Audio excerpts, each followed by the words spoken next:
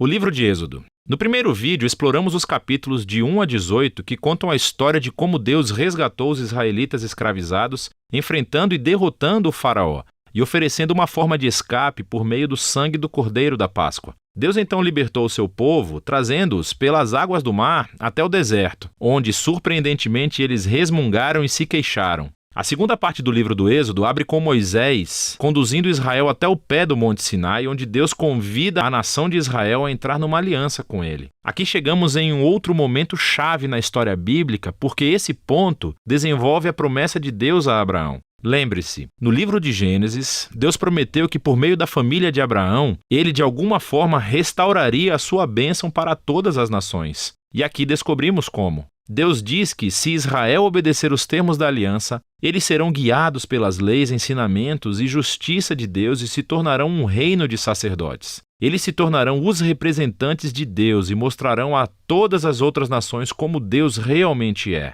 O povo de Israel aceitou a oferta avidamente. A presença de Deus aparece no topo do Monte Sinai na forma de nuvens, relâmpagos e trovões. Moisés sobe ao monte como representante do povo e Deus apresenta os termos básicos da aliança, os famosos 10 mandamentos. São os termos básicos do acordo do relacionamento entre os israelitas e Deus. Depois disso, vem outra coleção de mandamentos que desenvolve os primeiros 10 em mais detalhes. A lei sobre o louvor de Israel, sobre a justiça social, sobre como devem viver juntos, tudo moldando Israel em uma nação de justiça e generosidade diferente das outras nações. Moisés escreve todas essas leis e as traz para o povo que, mais uma vez, avidamente aceita fazer essa aliança com Deus. Uma vez feita a aliança, Deus toma mais um passo e avança o relacionamento. Ele diz a Moisés que quer que a sua presença sagrada, divina e bondosa viva no meio de Israel, o que desenvolve outro aspecto das promessas da aliança de Deus. Lembre-se, depois da rebelião da humanidade no jardim, o homem perdeu o acesso à presença direta de Deus.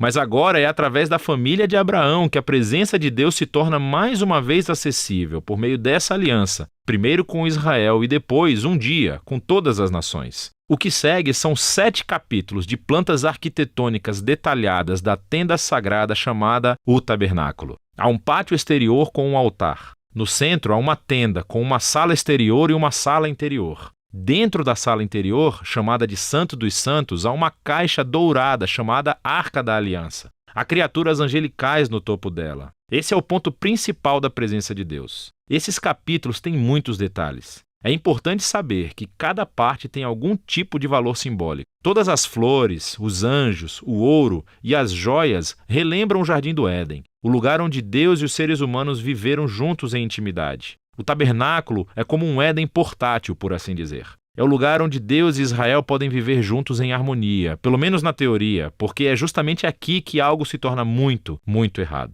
Israel quebra a aliança. Enquanto Moisés está no topo da montanha recebendo a planta para o tabernáculo, lá embaixo no acampamento os israelitas estão perdendo a paciência. Eles pedem ao irmão de Moisés, Arão, que faça um ídolo no formato de um bezerro dourado para que eles possam adorá-lo como o Deus que os salvou da escravidão no Egito. A presença de Deus está ali, no topo da montanha. Eles podem vê-lo, mas estão lá embaixo, violando os 2 primeiros mandamentos da aliança, com a qual acabaram de concordar. Não há outros deuses e não teremos outros ídolos. O que acontece depois é muito importante. Deus sabe o que está acontecendo lá embaixo. Primeiro, ele compartilha sua própria raiva e dor com Moisés. Ele diz a Moisés o que quer fazer, simplesmente destruir Israel. Mas Moisés intercede, apelando para o caráter de Deus. Ele diz, em primeiro lugar, destruir Israel seria quebrar as suas promessas de aliança com Abraão. Então Moisés apela para a reputação de Deus entre as nações. O que eles irão pensar se virem o Senhor destruir o seu próprio povo?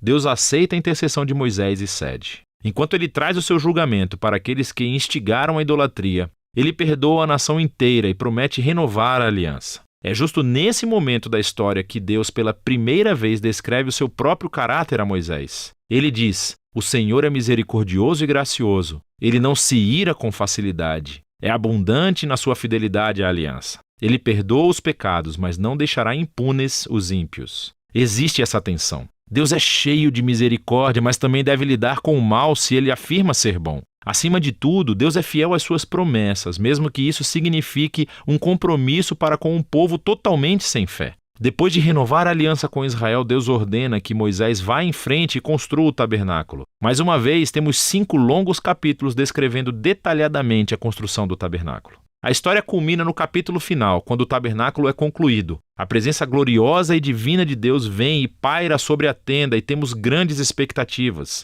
Moisés quase entra na tenda, mas no final não entra. Na verdade, ele não tem autorização para entrar. E o livro termina assim. É bem surpreendente, mas nem tanto se você pensar um pouco. Dá para ver o quanto os pecados de Israel danificaram o relacionamento com Deus de mais formas do que entendemos. Lembre-se, o livro começa com a maldade do faraó ameaçando Israel e ameaçando as promessas de aliança com Deus. Mas agora, no final do livro, Israel tornou-se o seu próprio inimigo. São os seus próprios pecados que ameaçam o futuro dessa aliança. Então, a questão apresentada no final do livro é: como Deus vai reconciliar o conflito entre a santidade e a bondade da sua presença com a corrupção pecaminosa do seu próprio povo? A solução para esse problema está no próximo livro. E esse foi o livro de Êxodo.